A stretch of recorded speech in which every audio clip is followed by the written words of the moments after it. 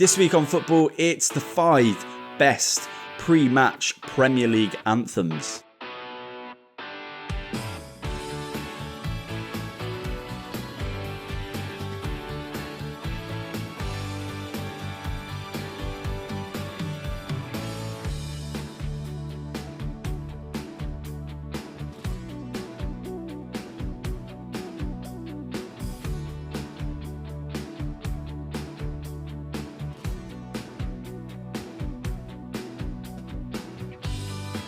Hello everybody, welcome to This Week on Football. It is me, Alex. Thank you for joining me once again. We have got a cracking show lined up. If you haven't already subscribed over here on YouTube, make sure you do it. If you want to like the video, what a great opportunity to do it right now. Thank you for all of our listeners over on Spotify and Apple Podcasts. That does mean a lot, by the way. Whenever I post a video or an episode, I'll send it out to YouTube knowing that, look, not many of you go over there. But when I see you all listening in the car on that Wednesday morning, I do appreciate that, and we do love to see it. So thanks to everyone who's listening. If you haven't followed me over on TikTok for all the best bits, you'll find me at Alex Goalposts. I'm over there. Go and follow me over there for all the best bits and all the banter and all the debates. This week, I've got a little bit of a different show, something a little bit more controversial, perhaps something that maybe might get people a little bit angry and hating me, but that's kind of what we do here. I have got my weekend treble, so you can't hate me for that because I win you money. That's at the end of the show, so make sure you stay tuned all the way until then. I haven't got my team of the week. I've got something a little bit naughtier this week, a little bit different, so make sure you stay tuned for that as well. But coming up first, we've got the 5 best and the 5 worst pre-match Premier League anthems. So these are the songs that kind of get the crowd going, the songs that feel that chill, that spine-tingling feeling before a game kicks off and gets the team going. There's a few really great ones on here, and I've got, like I said, the worst ones as well, which just kill a game. Honestly, I can't believe that people still play these before a match when we're in 2025. But starting off with the positives, number 5, Hey Jude at Brentford is a belter. The G-Tech is rocking, particularly on those evening games. It is magic. And I think a lot of Brentford fans probably were a little bit hesitant moving from Griffin Park, that really nice old school feeling stadium. I love Griffin Park. I've been there before, and you know, it was an old school stadium, but it was theirs. And then the G-Tech, it's very difficult to then try and find a new home. But I feel like that stadium, the crowd there, particularly over the last season or so, it's cemented their position in the Premier League. They're a Premier League club now. They've got Premier League quality players. They've got a Premier League quality manager. And Hey Jude blasting out before kickoff is magic. I think the big thing with a lot of these that I've put on here, I always feel like an anthem before a game needs to be something that the crowd can get up and sing. They need to be able to join in. And I think that Hey Jude does that perfectly. It's such a famous song, such an old song that everybody, particularly in Britain, will know.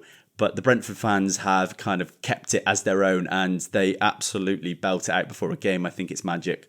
Number 4, I've got Mull of Kintyre at the City Ground.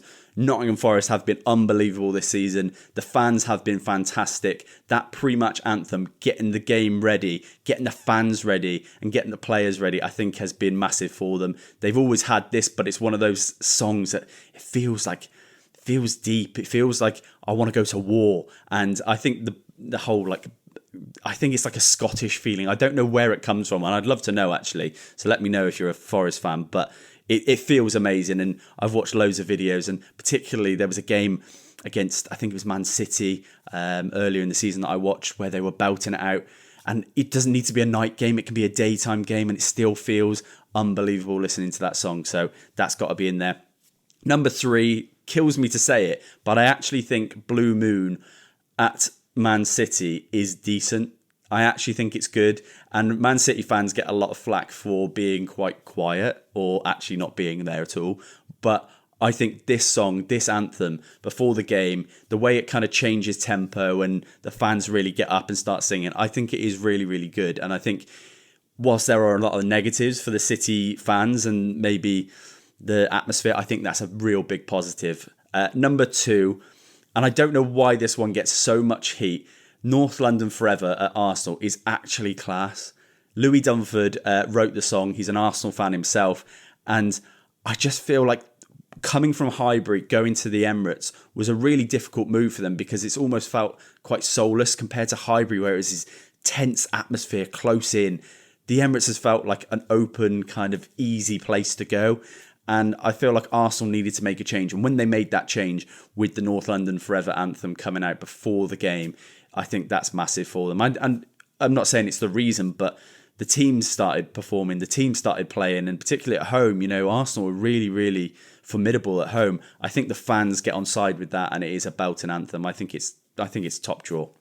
Number one, and I would say this, but it's United's Country Roads. There's been a big change. Obviously, Man United have always walked out to the same song, which is the Stone Roses.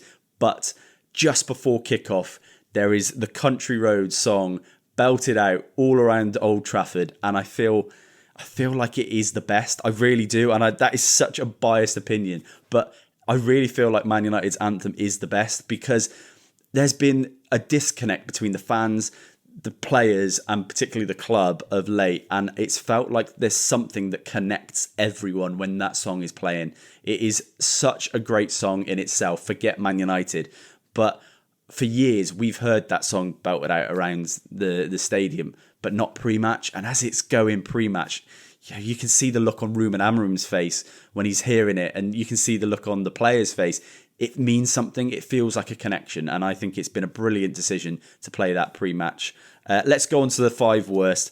The five worst anthems in the Premier League. It feels really harsh to say this because a lot of these are like some old school. They've got a lot of nostalgia, and it does have a meaning. But number 5, Going Home, Newcastle at St James's Park. I don't think it's a bad song, and I know there's a history, there's a connection between the song, and I think it was a TV show years ago, and one of the actors or someone on the TV show or something was a Newcastle fan, and there is a nice story behind it. But St James's Park is such an amazing ground, such an amazing set of fans. I feel like they could do better. I just feel like they could do with an anthem. I always feel like these anthems, they've got to have words, you've got to have lyrics, you've got to have something that the fans can get up and sing along to before the game. I just think it lacks that. Number 4, Z Cars at Everton. Now I know Goodison Park, what a historic stadium, what an amazing stadium, what an amazing set of fans the Evertonians are. But that is just so, it's just, if it doesn't feel like a game, particularly in the year of 2025, they're not going to lose that tradition. I think the new stadium at Bramley Moor is going to continue with Z Cars. And I get it, keep tradition, and I love tradition. But it doesn't do anything for me. And Evertonians will probably completely disagree, I'm sure you do. Number 3, just across the city is You'll Never Walk Alone. This is a great song, by the way. It is a great song. And Anfield, on the right night when this is sung, it is unbelievable. It is, genuinely. But it is so overplayed. And I think the thing with that is you hear that noise, you hear this kind of, not the famous Anfield myth, I don't want to say that, but you hear this, Anfield is this cauldron, this is amazing atmosphere. And it does feel like that pre-match, wow, the fans singing that song, belting it out. But then the game kicks off and it's kind of dead. 5 minutes goes, the Anfield atmosphere is up there, and then if they haven't scored, it kind of goes flat. And this isn't just me saying this is Liverpool fans saying this, and I think a lot of Liverpool fans have criticised the way the clubs use their ticketing system of recent years, and maybe there's a lot of tourists there that maybe haven't contributed to the atmosphere. I think the song in itself is amazing. It is. Jerry and the Pacemakers, it's amazing, it is historic, but I feel like it's just so overplayed. Now you hear it all the time, and then you always know what to expect, that it's going to be there and then it's going to go down there. So that's why it's on there. Also, Celtic have it, and I think they do it better, genuinely. Number 2 on this list is The Liquidator at Chelsea. When you watch a match today and you hear those familiar songs as the teams are walking out, I get it. It's tradition and it feels nostalgic, but Chelsea, Stamford Bridge used to be, what a tough place to go to. Like Stamford Bridge, Jose Mourinho. I remember it was absolutely horrific going to Stamford Bridge. Nobody wanted to go there. Now it feels a little bit empty. It feels a little bit soulless. The fans will criticise themselves as well, by the way. This isn't just me saying it. But that song is just so dead. The Liquidator, by the way, is a great song. And if you want to see how it's done right, you look at West Brom. I'm pretty sure they do it at the Hawthorns. And you look on Derby Day, it's mad. Like West Brom Wolves game, you got the liquidator going and then the fans getting up. There's some unbelievable videos of it. But Chelsea, it doesn't do it for me. And then number one, another one that is completely split between two fan bases. I'm sure there's more fan bases that sing it. But pre-match, Spurs go marching in at the Tottenham Hotspur Stadium. Reason why this is on there is because Southampton have it and Southampton do it better. And it's the Saints go marching in and it just fits. The Spurs go marching in, don't get me wrong.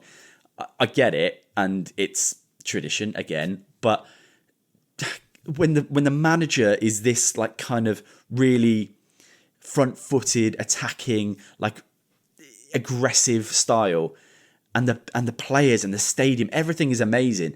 But that just, I don't know. I feel like you could do better, Spurs. I really do. I don't like it. And I feel like I said, Southampton do it a lot better and it fits them better as well. There you go. Hate me all you like. Feel free. Right. I've got some positives and negatives here. But when I said I've got something naughty, it is a little bit naughty. It's the best players from every Premier League team and the worst players from every Premier League team. This is going to be a bit cruel, but I've mixed the positives with the negatives, so hopefully you don't think I'm an evil person. Let's start off. The best player for each Premier League team, starting with Southampton, the best player is Tyler Diblin. Tyler Diblin is the only player I think that can come away from this season and feel like his stock has rose. I think a lot of players have really struggled this season at Southampton, but Tyler Diblin had the full support of the club. Russell Martin, when he came in at the start of the season, fully believed in him, thought he is going to be the next big thing. And I think I did, when I've watched him. And I thought, do you know what? This is a real player. For his age, he's physical, he's aggressive, he's such a good ball carrier. He's one of the better ball carriers in the Premier League. And at that age, it's ridiculous. I think there's going to be a lot to come with Tyler Diblin, and a lot will come down to his mentality and whether he can cope with the pressure. Russell Martin's talked about it, and it's something that he has been working on with him. Obviously, Russell Martin leaving, but there was a thing. I think it might have even been Russell Martin at the time. There was someone who said that you're not going to take Diblin off us unless you pay us 100 million quid. And I think a lot of people didn't really take that as a serious comment. There's no doubt he's going to leave, because Southampton will get relegated. He is not a championship player.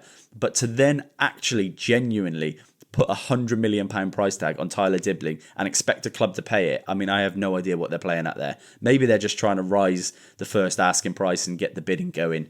But 100 million quid is, you're never in a million years going to pay 100 million quid for Tyler Diblin at this stage of his career. 70 million, like say someone comes in for 70 million, wild, nobody's paying 70 million. But say someone does, are Southampton really going to reject that bid at 70 million quid when they're getting relegated?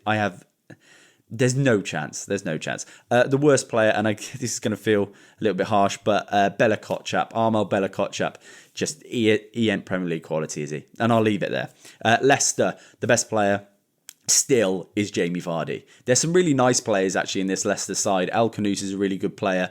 I do think that Leicester have suffered from the sacking of Steve Cooper. I really don't think it was the right decision. I don't think it was the right time, and I think Steve Cooper had a chance of keeping them up. I really do. Jamie Vardy is the only chance that they're going to stay up, and it's not going to happen really, is it? Let's be honest. Jamie Vardy at his old age, still scoring goals. He's still a catalyst. He's still a difference maker, even in the Premier League. The fast pace. He's still got a bit of pace, mind, Jamie Vardy. I think he's really good still. And then the worst player, Casey McAteer. I think he's like 23, just nah. Maybe Championship is his level. I think he got 5 or 6 goals last season. Maybe that's his level, but not in the Premier League. Never in a million years. Ipswich, Liam Delap. Liam Delap is Ipswich's best player. I think Leif Davis is a really good player, got a lot of potential, but Liam Delap looks like he's destined for bigger things. I think if Ipswich get relegated this season, he'll definitely get a move. How much it's going to cost for him, I don't know. 50, 60, 70 million? Surely not, but you never know these days. Liam Delap, I think, is a player that belongs in the Premier League. I think he's a player that will one day play for England as well. I think he is a top quality player. He's just a bully. He's physical. He's strong. It feels like he can get on the end of things in the box, but he can blast one in from range. He's not scared to shoot. He's not scared to take the ball on and dribble past players. He's such a dynamic forward. And for a number 9, those physical number 9s, you don't really see many of them. Erling Haaland aside, there's not many players in a number 9 position that don't mind picking the ball up, carrying it, driving with it, and getting on the end of it as well. He's a big physical striker who's really silky on the ball. I think he's a really top talent. Worst player at Ipswich. This feels harsh. Calvin Phillips. I mean, this guy is top class, Calvin Phillips, genuinely. But his dip in form needs to be studied. I have no idea what's happened to him. He moved to Man City. When he was at Leeds, I thought he was one of the better players in the Premier League. Genuinely. Like, he was that good. You could play him in midfield, but he was at times dropping back into centre half and really good at it. Understands the game. Beautiful range of passing as well. But then it's confidence. It's got to be confidence. Because that's the only explanation, because his dip is absolutely outrageous. Let's go with Wolves. Best player, I think it's obvious, Matheus Cunha. Cunha signed a contract extension and then immediately, a couple of months later, is now saying that he wants to go and play somewhere else. It was the obvious thing that was going to happen. I think Wolves knew that. They knew that they could probably get him on a contract extension, keep him till the end of the season, and then ask for a nice big juicy price tag in the summer, and that's what they're going to get, because Matheus Cunha deserves to be in the Premier League and he deserves to be at a top club. He's the player with a bit of star quality that can make something happen. He's the player that you would go to a game to watch specifically for that player. I think Cunha's had a bit of a stop-start career. I always really rated him. I've spoken about him before on this podcast, but his move to Atletico Madrid, I feel like should have been the move that really took him to the next level. And then he came to Wolves and then he's had to build his career back up. But he's a wonderful player. He's a wonderful player. And I do think he is Wolves' best player by quite a distance. Worst player, it's kind of harsh, but Marshall Monetsi. What is he doing in the Premier League? What is he doing in the Premier League? I know he's only played like 5 or 6 times, but well, he's not going to be in the Premier League next season, likely. So yeah, that seems harsh, man. I feel like I'm being really mean. Maybe I'm going to stop doing these. Or maybe I won't. West Ham, Jared Bowen is their best player. Lucas Paqueta's probably had a decent shout to be West Ham's best player. I think there is some good players at West Ham, but Jared Bowen is a cut above the rest. He's West Ham's talisman. He's the difference between West Ham winning and losing half the time. And yeah, without him, they really struggle. And with him, they always feel like they've got a chance of winning a game. Worst player there, Luis Guilherme. I don't know if you've seen him. I don't think he's scored a goal in his professional. Maybe he's got 1 goal in his professional career. I know he's young, but I mean, why is he in the Premier League?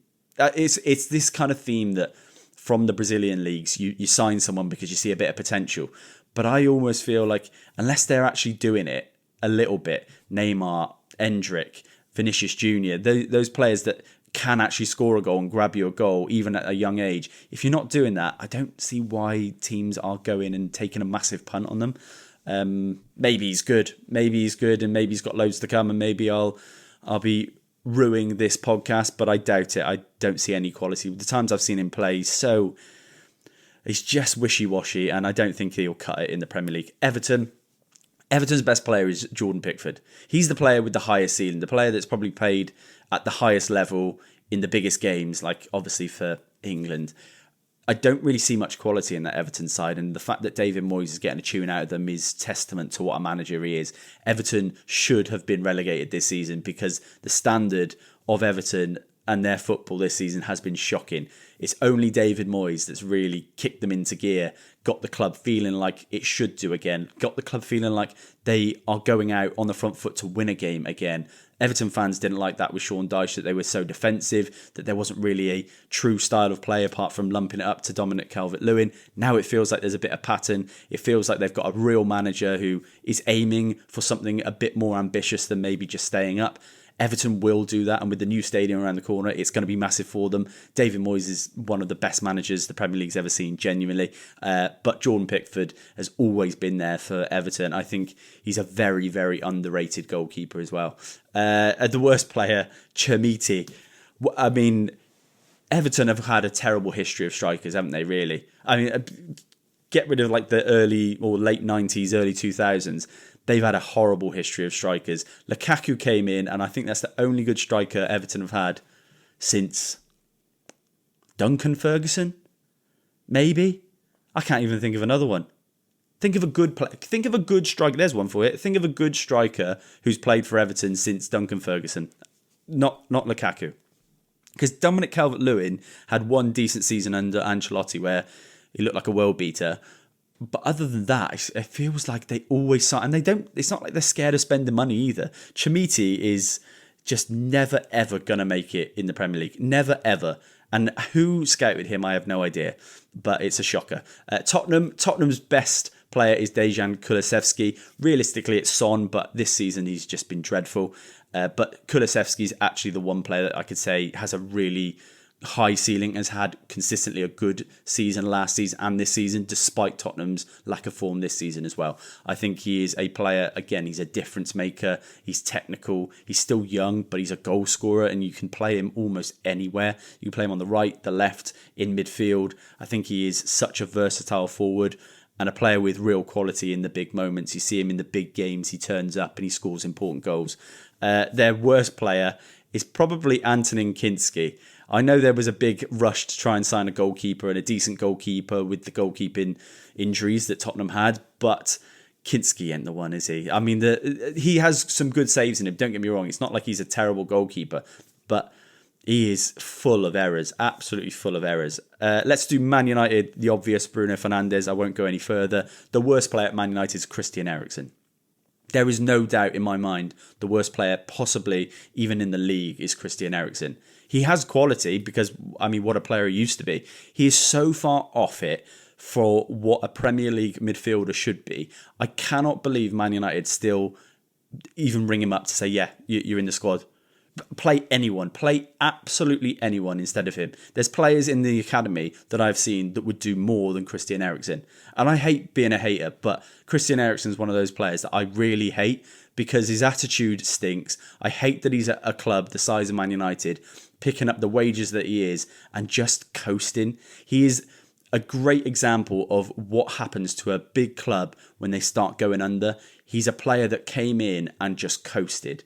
And it's not like he was at the age where we thought, he has got more to come. No, his best years were at Tottenham. They're gone. They're long gone.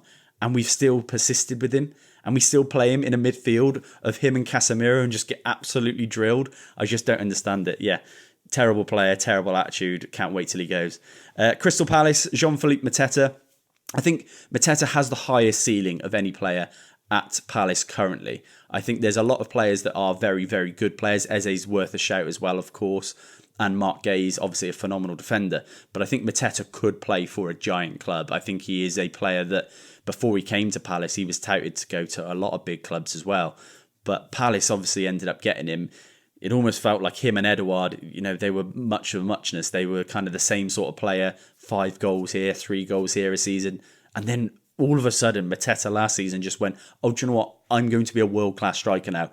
And then he just hasn't stopped scoring. He goes on these weird runs where he outscores Haaland and Salah. And it's just like, it's crazy. If he's fit and firing, Mateta's one of the best strikers in the league.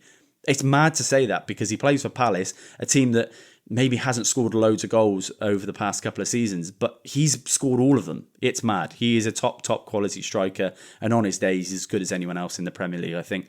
Worst player is Matt Turner. I think he's a bang average goalkeeper, and I can't believe he's in the Premier League. This is harsh. This is harsh. I wrote this out not thinking this was going to be cruel. This is quite cruel.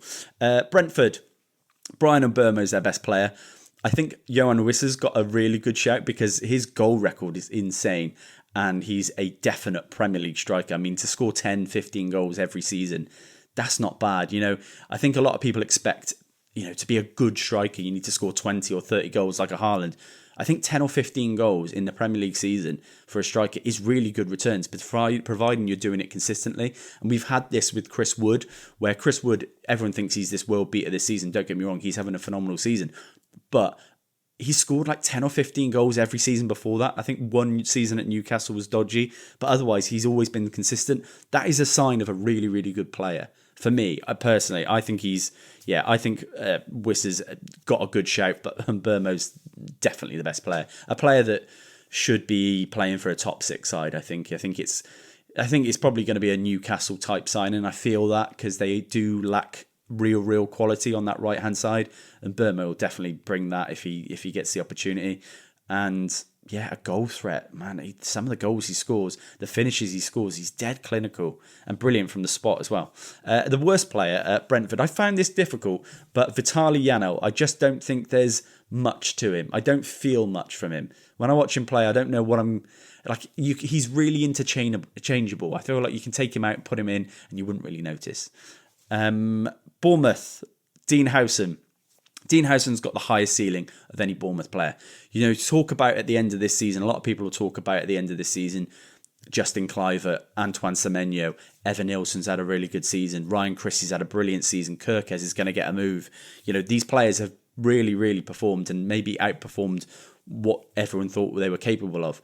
But Dean Howson is destined for the very top. Like, he is that good. He is unbelievable. He's a centre-back that I wish, you know, an England setup could bring through. If England had a Dean Howson type player, a player who's just good at everything, but so composed, so relaxed. You feel like with Dean Howson, I feel like I'm watching a midfielder on the ball when he's got the ball at the back. He's so composed, nothing ruffles his feathers. He feels like he is, you know, a player that's been playing for a decade, and he hasn't. He's almost brand new to football. He's had almost a little bit of a career starter in Serie A, but never really kicked off. Juve let him go. Roma played him, but not really. And then Bournemouth get him, and he is a world beater. There's a lot of talk that he's going to go to Real Madrid, and I wouldn't be surprised. Real Madrid might need a centre-back, and, you know, with Asensio and Howson, that could be, you know, that could be a centre-half partnership for the next decade for the country and for Real Madrid. They're both that good. Asensio, by the way, if you haven't seen him for Real Madrid, oh my God, what a player for his age. Oh my God. And by the way, there's also Kubasi as well. They're ridiculous. Yes, Dean Howson is unbelievable. Worst player at Bournemouth is Daniel Jebbison. Why is he still in the Premier League? Why is Daniel Jebbison still in the Premier League? It was Sheffield United, wasn't it, when he first came through? And I don't think he even scored. Did he even score for Sheffield United? Maybe he did in the Championship. But he got a free transfer over to Bournemouth. They've not really played him, but he is miles off it. Absolutely miles off it. I'd be surprised if he could cut it in the Championship. I don't think he's anywhere near the level. Aston Villa, best player is Marcus Rashford. Worst player is Marcus Rashford. And I don't need to say any more.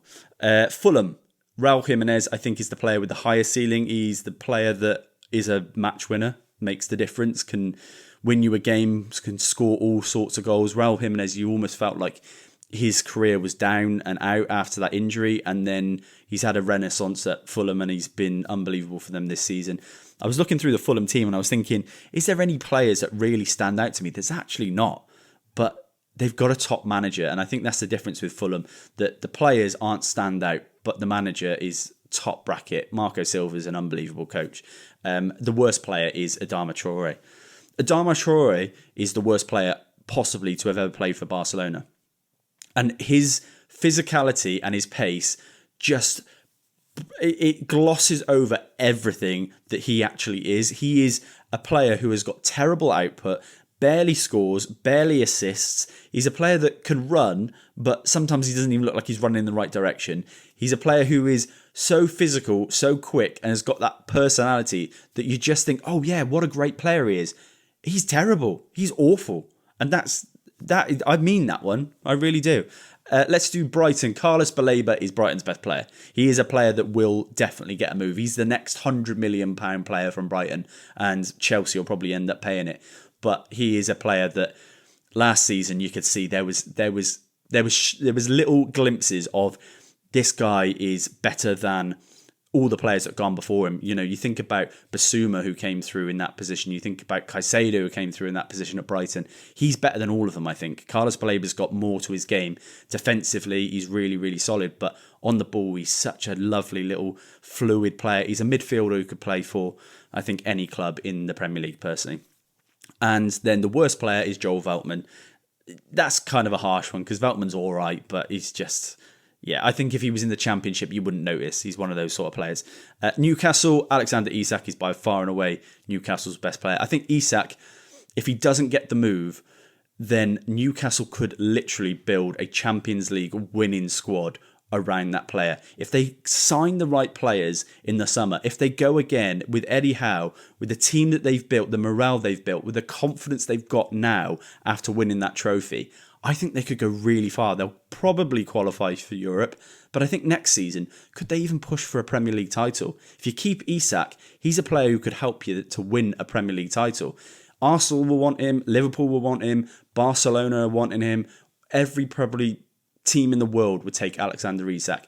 But if he decides to stay, it will be massive for Newcastle. And I think this could be the bit where they go, do you know what, if we'd have let him go, think of the downward fall that we would have gone. Because no matter how much you get for him, even if you get £150 million for him, you cannot spend £150 million well enough to cover the amount of goals you'd lose for Isak going. So there's almost no point. And for Newcastle themselves as well, they're not a club that needs the money. I think for Isak, yes, it's a massive profit if they sold him for 150 million quid.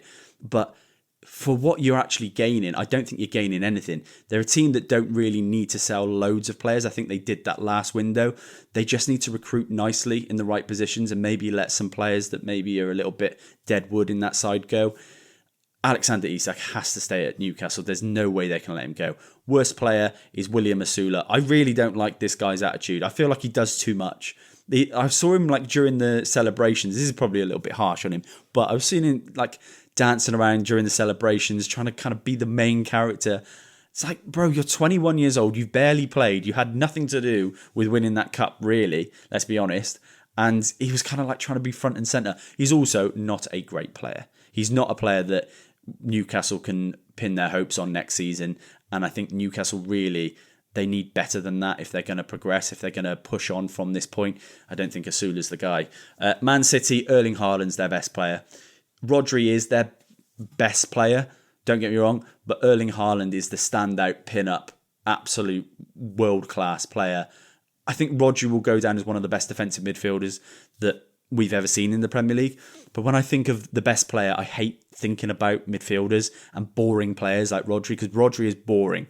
He's world-class, but he's boring. Erling Haaland is dynamic and exciting, and I feel like Erling Haaland is usually the difference in a lot of games. Saying that, Rodri was the difference because without him they barely won and with him they didn't lose. So I don't really know what I'm saying there. Both of them, Rodri and Haaland, both equally as good. The worst player is James McAtee. James McAtee. He is a player that is, I think, do you know what I think it is with him? I think he's riding off the coattails of Cole Palmer. I think City are so scared to let another Cole Palmer situation happen that they are really giving him a chance. I just don't think he's good enough. I didn't see it at Sheffield United. He went on loan. Didn't see it there. I'm not seeing it when he comes in for this City side. He's quite a negative player. I feel like you always want to be, when you're a player like that, you're young, you're hungry, you're trying to force your way in a side. Don't be the guy that comes in and just plays a backward pass every time you get the ball. Be a player that runs at the players. That you want to be someone that players are scared of as you come onto the pitch. You need to be a player that makes a difference. I think the only reason he's still in this side is because Cole Palmer hurt City so much. Chelsea, Cole Palmer is their best player by a mile. We don't really have to talk about that. Worst player, Jadon Sancho. Worst attitude. Worst player, bang average. Doesn't deserve to be playing in the Premier League. Nottingham Forest, Morgan Gibbs-White is their best player. I think I was toying between him and Nikola Milenkovic. I'm not sold on either completely.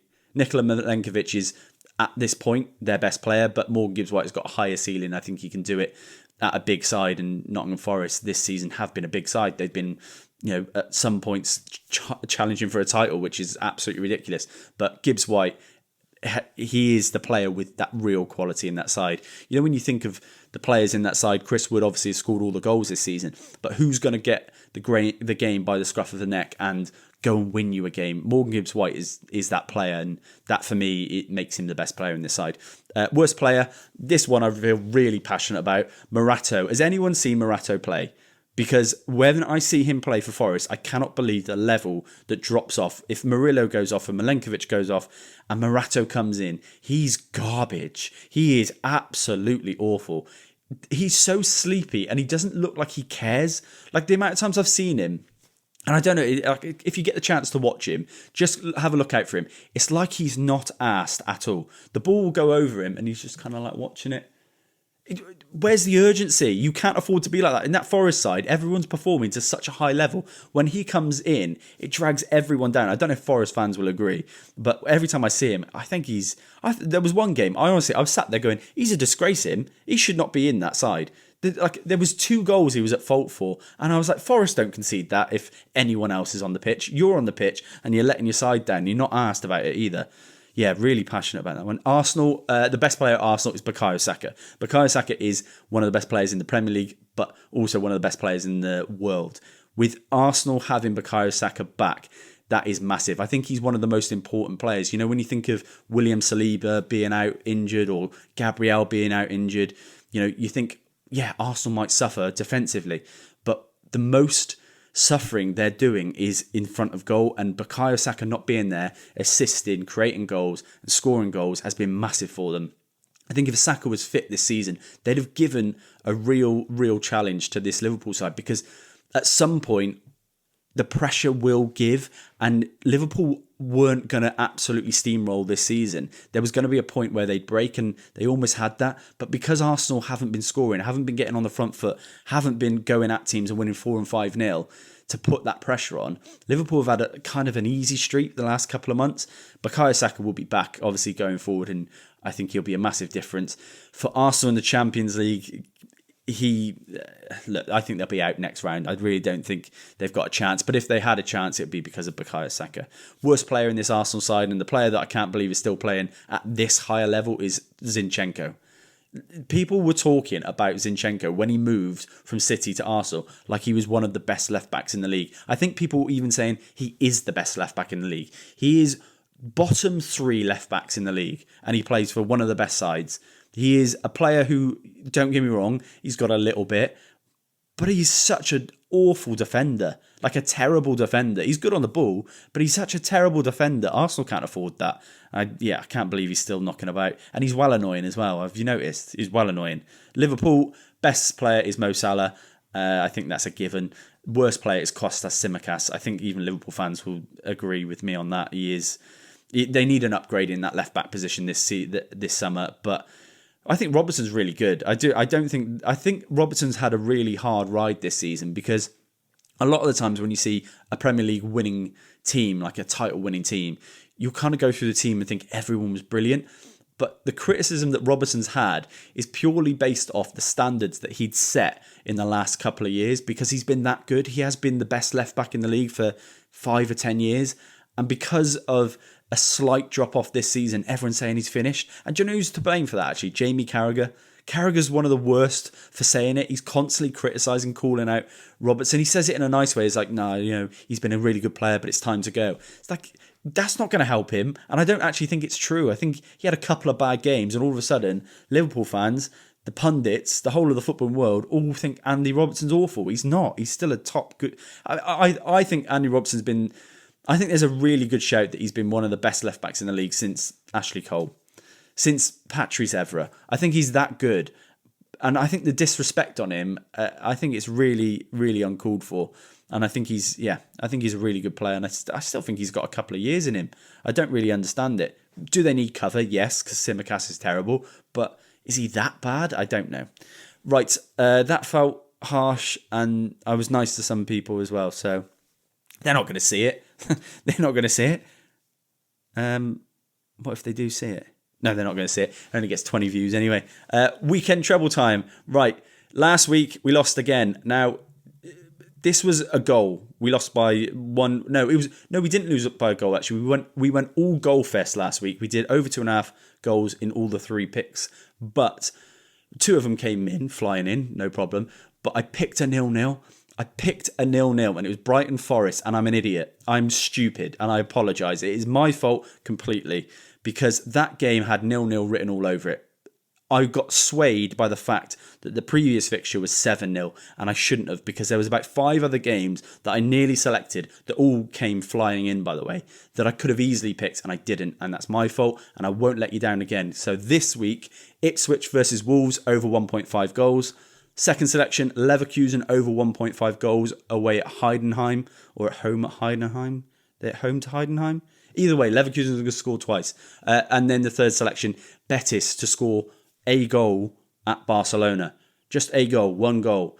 £10 on gets you £26 exactly back. Then we are well up for the season. We're up 50 quid, I think. Let's have a look. £53.74 for the season. So even if we lose the next 5 weeks in a row, we are still technically up for the season. So I still think we're going to finish a nice healthy profit at the end of the season.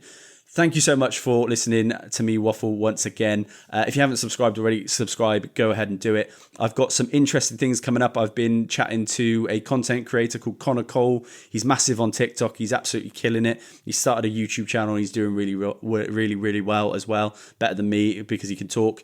If you want to go over and see him, it's Connor Cole on YouTube, and you'll be able to find some videos that I've done with him. You'll also find him on TikTok, where everyone finds him. He's got millions and millions of views over there. He's at Connor J. Cole, I think, so go over there as well. Thank you once again. Stick with me this season. I am winning you money. I am giving you great content, and I will be back next week, next Wednesday, and every Wednesday for the rest of the season. Thank you. Have a great week.